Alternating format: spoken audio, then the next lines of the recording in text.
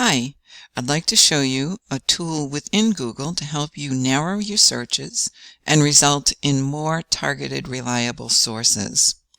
So what we're going to do is to make sure that you're on the main Google page. Go down to the bottom right to the Settings tab, and you're going to go up to Advanced Search.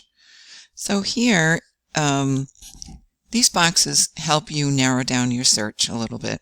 What you need to do is to make sure that you read on the left-hand side what types of words you put into these boxes, and then on the right it gives you examples. So in our case, the words that I'm going to search for, and you will choose your own, but this is an example. So I'm going to put effects, social media, and then the next, so I want to find all those words within my search, and then any documents that contain that, and then the exact phrase, high school students.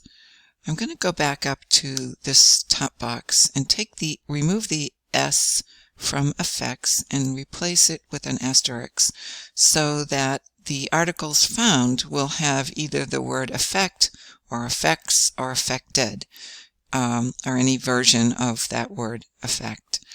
We could also choose, I'm not going to do it right now for this particular demonstration, but we could put in other words, any of these words in here, like influence, or any other words that you feel might substitute for effect. And then an important box to pay attention to is this site or domain box. And for this search, I'm going to do just edu. I just want educational sites. On the right-hand side, it tells you that you can put in more than one domain, such as edu or org or gov. You need to just make sure that you put it in the way that it's designated here. But for now, just because this is the first time we've done this, and for demonstration purposes, it'll give you a good idea as to how it works, and you can go from there. So I'm going to click or select Advanced Search, and right away I see that the first article is from the Harvard Graduate School, The Ups and Downs of Social Media. And I can select these three dots on the right-hand side that give me a little bit more about the source itself. So that looks like a pretty reliable source, and I can look at that article in 1 minute.